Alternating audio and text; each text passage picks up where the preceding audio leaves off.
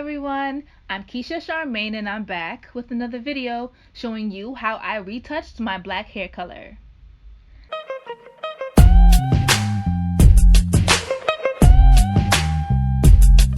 So I wash my hair every 1 to 2 weeks in the summertime, and that makes my hair color fade relatively quickly.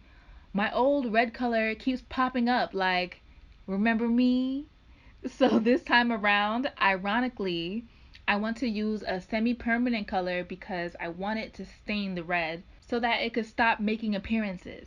In the past, when I had blonde locks and I rinsed my hair red, my hair never faded back to the blonde color because the red stained it.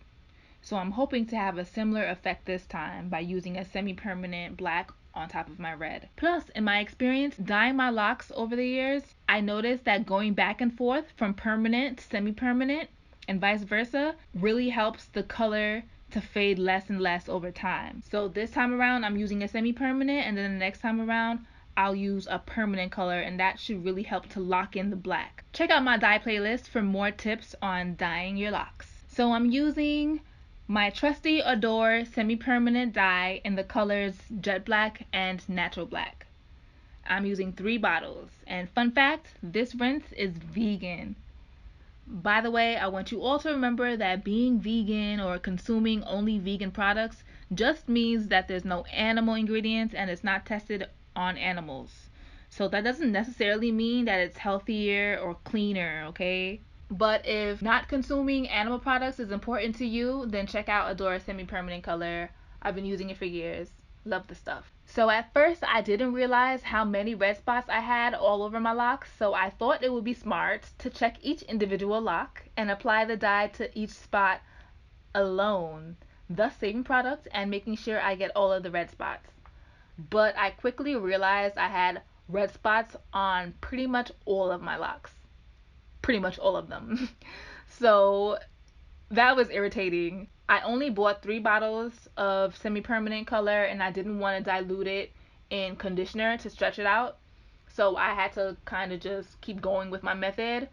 But I ended up, grabbing groups of locks instead of going one by one, so I wouldn't run out of hair dye. At first I got to problem areas where I saw the red in the moment, and then when I had a bit of extra dye at the end, I applied it all over.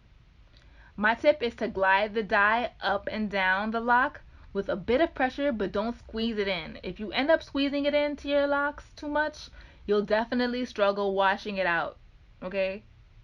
By the way, this is a messy job, which is why I did it outside. But this particular brand doesn't stain your skin, so it's not a problem that it's all over me. It doesn't stain my tub either. I don't know about your tub, but it doesn't stain my tub. But just to make sure it doesn't stain your tub, I would definitely clean the tub immediately after you wash the color out, okay? So after the dye has been washed out, I used Oyen Juices and Berries spray as a leave-in conditioner. I didn't oil my hair until my hair completely dried, of course. As you know, or as you may know, when you oil your hair while it's wet, it takes much longer to dry. So I wanted to make sure that my hair was dry before adding any oil. And when you're coloring your hair with a semi-permanent color, you want your hair to be completely dry before your hair touches stuff, because it's a chance that the hair will bleed onto clothes and pillowcases and things like that. I find that semi-permanent hair color does bleed when it's wet, but when it's dry, I never have any issues with bleeding. So I ended up oiling my hair the next day with, of course, my horsetail leaf growth oil, available on my shop at www.lovelightlocs.storeenvy.com. And that's it. That's it.